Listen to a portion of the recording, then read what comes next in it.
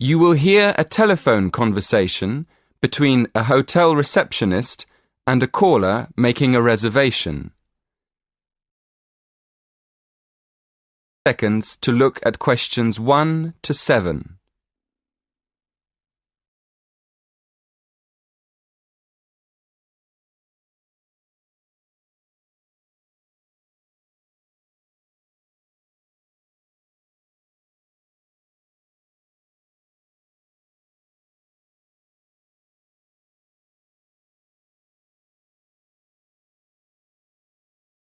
Now we shall begin.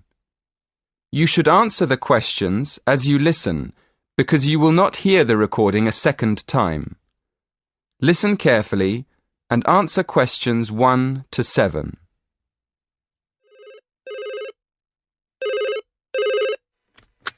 Silver Tulip Hotel, good afternoon. How can I help you? Yes. Good afternoon. I'd like to book a room for next Friday. Certainly, sir. How many nights will you be staying? Just one, please. And would you like a single or double room? A double room, please. A double room. And would you like twin beds or a king-size bed? A king-sized bed, please. Let me see. Yes, we do have a double room available for next Friday. Would you like me to book it for you?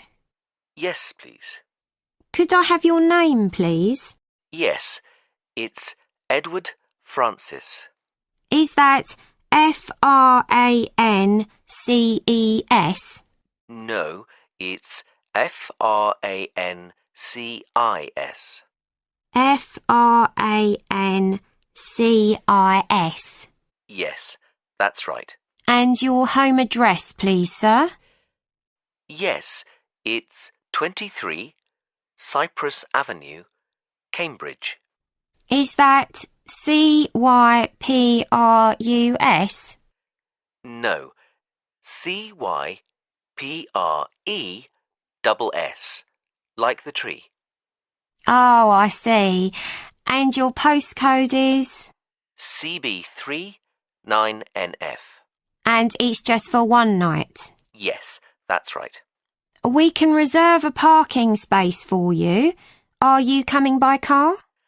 Actually, I'll be taking a taxi from the station. That's fine. And one last question.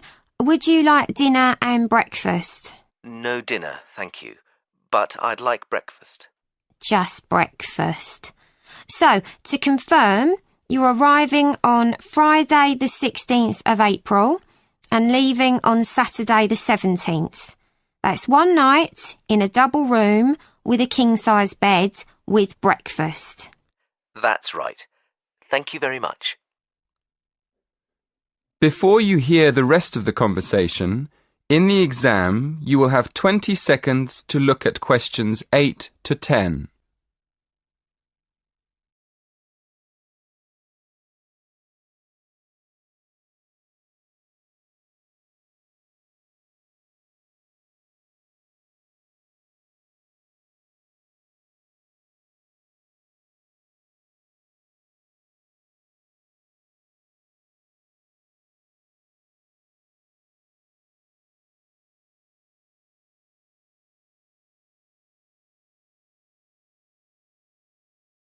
Now listen carefully and answer questions 8 to 10. And could I have your mobile number, please? Yes, it's 07976 122 577. Oh, no, sorry, it's been changed.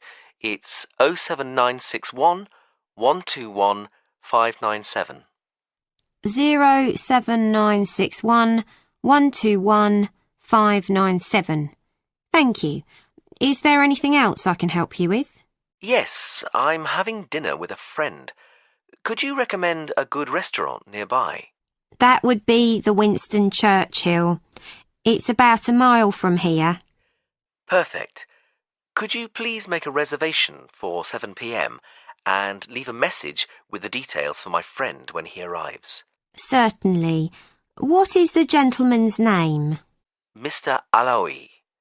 That's Alaoui. No problem. We look forward to seeing you next week. Thank you. That is the end of part 1. You now have half a minute to check your answers.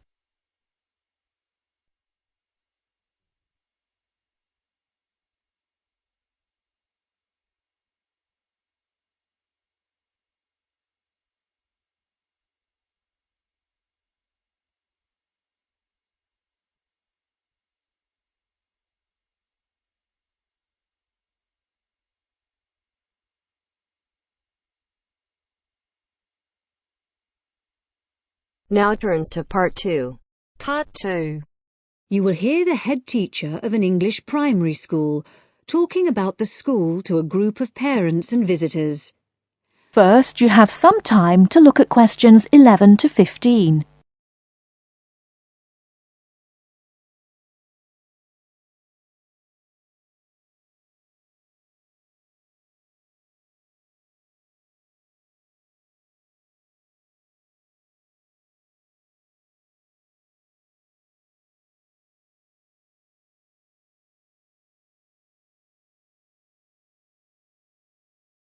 Now, listen carefully and answer questions 11 to 15. Good morning, everyone. And as the head teacher of Cranley Hill Primary School, I'm very happy to welcome you to our open day. Today, the school is open not just to parents of our pupils, but also to anyone else interested in seeing the school. I'll start by telling you about the school, and after that, you can walk round and see it for yourselves. We take most of our pupils from the two nearby villages of Seabourne and Millthorpe. These were once coal mining villages. There have been coal mines here since the 1830s.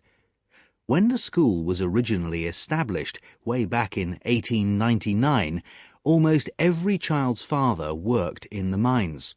However, the coal mines were closed in 1983, and many people left the area as a result. Nowadays, most of the remaining inhabitants tend to commute to work in the city rather than working locally.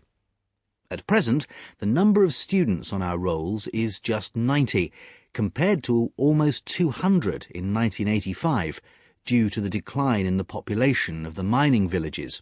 And the staff see this as a big bonus because we know each student personally. The school is very involved in the local community, and we are especially proud of our status as Great Britain's first school to be entirely powered by wind energy. This project began several years ago when it was decided that a wind power turbine should be installed in the school field. This now supplies the school with all the electricity we need, and there is also power left over for the villages nearby. The opposite situation to that in the past, when it was the villages which supplied the school with power in the form of coal from the mines. The project has been of enormous benefit to the school in other ways as well. It has allowed exciting learning opportunities about electricity generation, and the turbine has also inspired poetry, art, and even our own song. It also allows teachers to introduce global issues such as carbon dioxide emissions and global warming to the students. I feel it may be irresponsible to burden young children with worries about global issues which are insoluble, but by actually using wind power as a non-polluting, renewable source of energy, instead of using fossil fuels such as oil or gas, we are offering practical solutions to our pupils in their own environment. The school is also extremely involved in other environmental issues. In the last few years, we've developed our school field into what we now call our secret garden, which you will have a chance to explore shortly. Here, the pupils have their own organic vegetable patch, and another special feature of the school is that the vegetables grown here are used in the school kitchens for school lunches, with any extra ones being taken home by the children to share with the community. Before you hear the rest of the talk, you have some time to look at questions 16 to 20.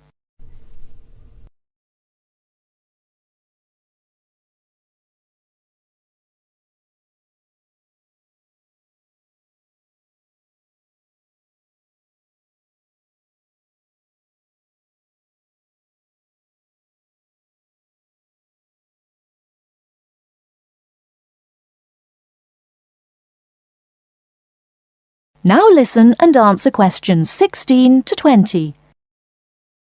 Now, I'd just like to tell you some of the things to look out for as you go round the school site. At present, we're standing just at the front entrance to the school facing north, and as you can see, the ground slopes up quite steeply behind the school. To our right, we have the car park, OK? And to our left, we have our sports field. This is just for training and informal games. We use the village football field for our under-11 matches. At the far end of the car park is our recycling centre. This is for things like paper, glass and so on, and everyone is very welcome to make use of it. Immediately behind the school to the north, we have the play area. Unfortunately, we had to remove the play equipment, the climbing frame and so on, because it didn't conform to safety regulations. But we do have the treehouse in the middle of that area. That's very popular. Then, at the top end of the play area, you'll find the entrance to the secret garden. The vegetable patch is in the bottom corner, and beyond it, hidden in the trees, we have a pond. The children love this because it attracts all sorts of wildlife, frogs, fish, and lots of birds. I should just mention the trees. There are over 30 different species, all planted by the children. In the middle of the garden, we have what we call the storyteller's chair, and this is where the children come with their teachers and sit on the grass to listen to stories. And finally, at the top end of the secret garden, to the left, is our wind turbine. And as you go round the classrooms, you'll find lots of work done by the children explaining all about how it works and how proud they are of it. Right, now, before we go... That is the end of part 2. You now have half a minute to check your answers.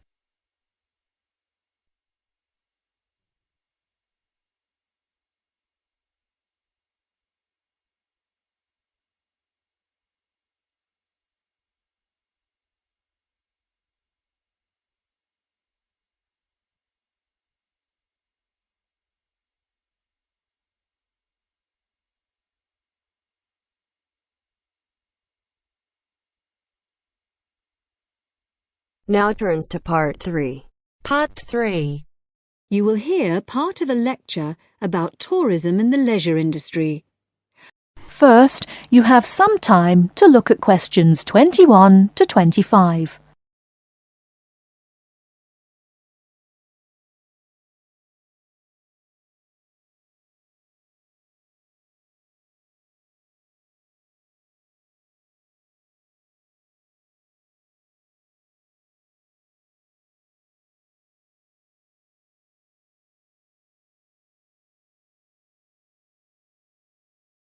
Now listen carefully and answer questions 21 to 25.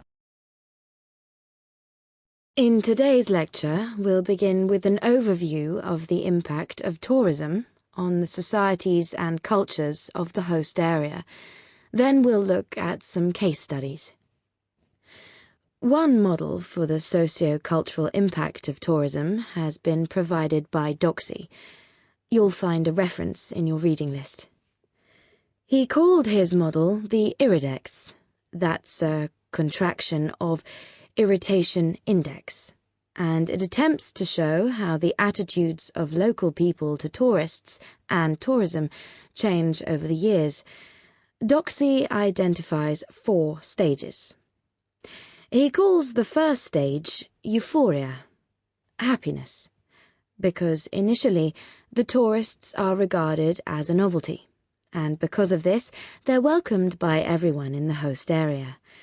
But as well as that, there's another reason for the people in the host community to welcome tourists. Local people realise that tourism brings scope for economic benefits.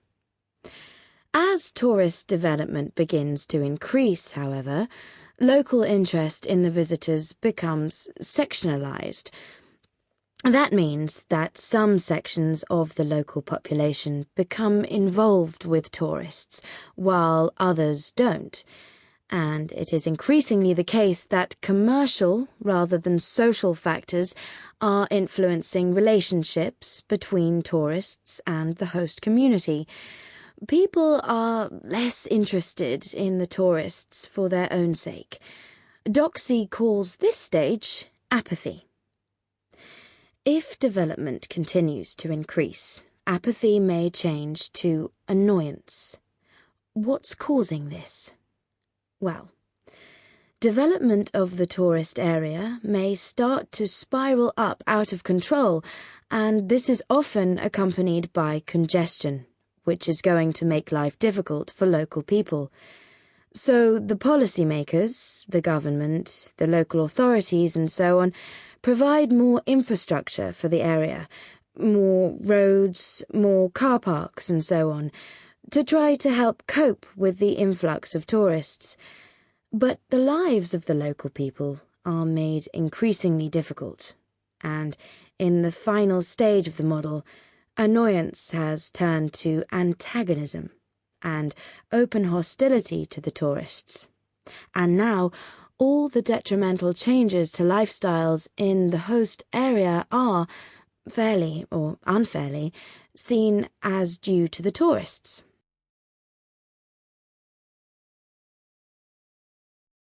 Before you hear the rest of the talk, you have some time to look at questions 26 to 30.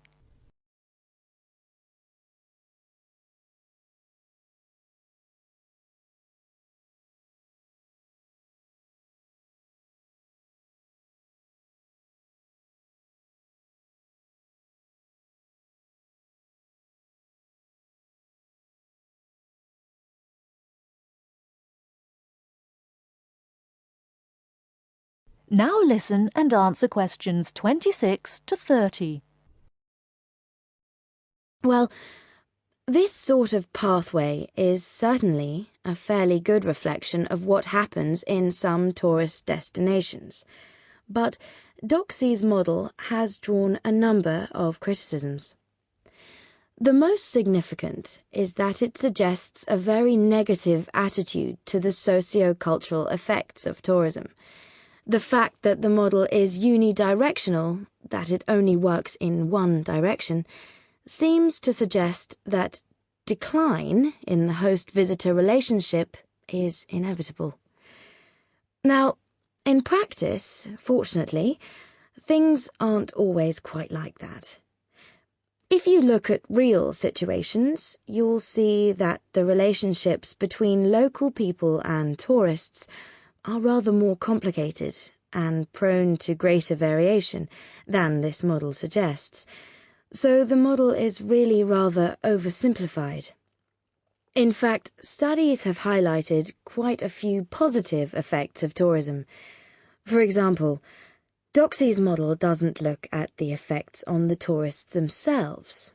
They may well benefit from increased understanding of the host society and culture. Then, traditional crafts in the host area may be revitalized because tourism provides new markets, such as the souvenir trade, for example.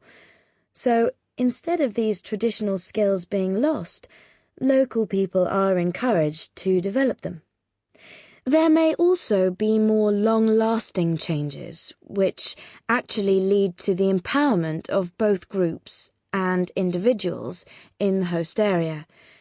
For example, tourism creates openings for employment for women, and through giving them a chance to have a personal income, it allows them to become more independent.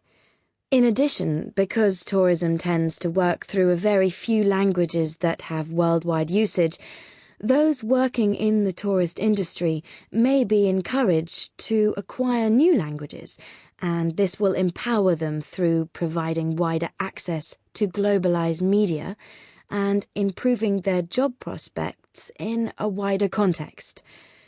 Right, now we'll take a short break there, and then we'll look at a couple of case studies and see how far the points we've discussed so far apply to them.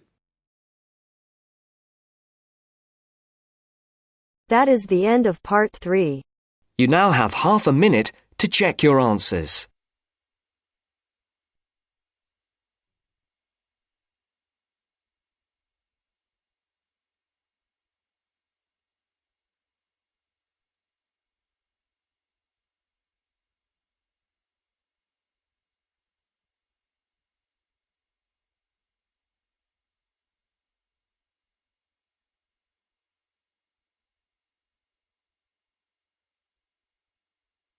Now turns to Part 4. Part 4. Listen to part of a lecture that an architect is giving about the Millennium Dome. Read the summary below before you listen. First, you have some time to look at questions 31 to 40.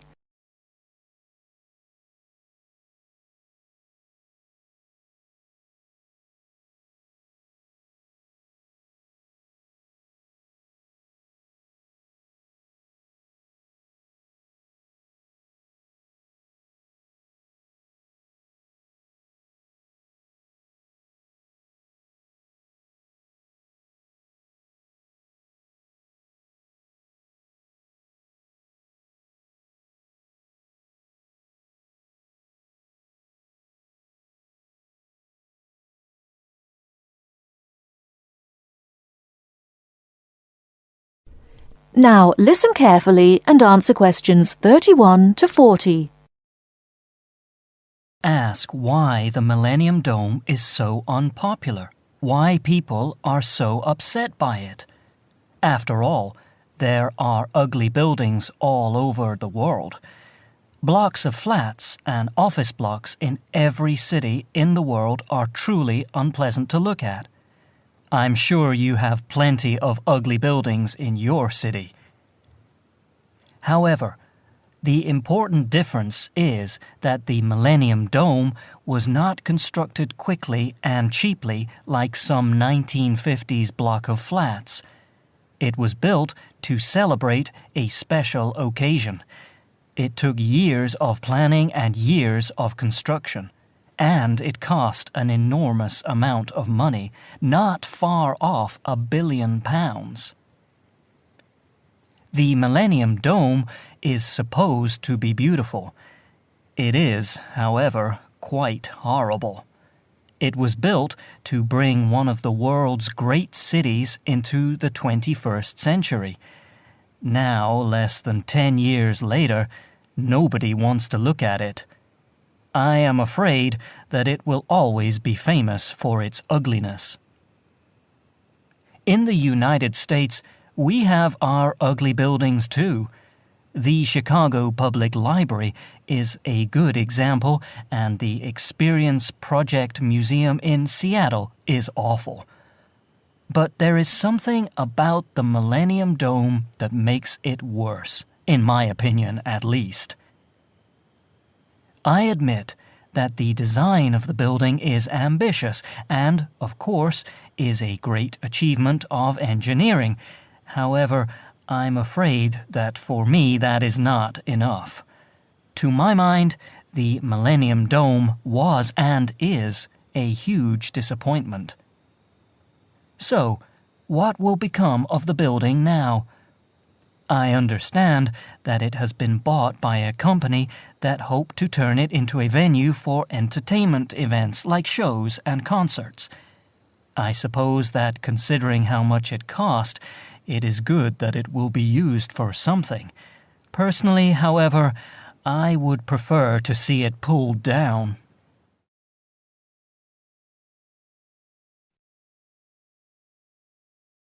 That is the end of Part 4. You now have half a minute to check your answers.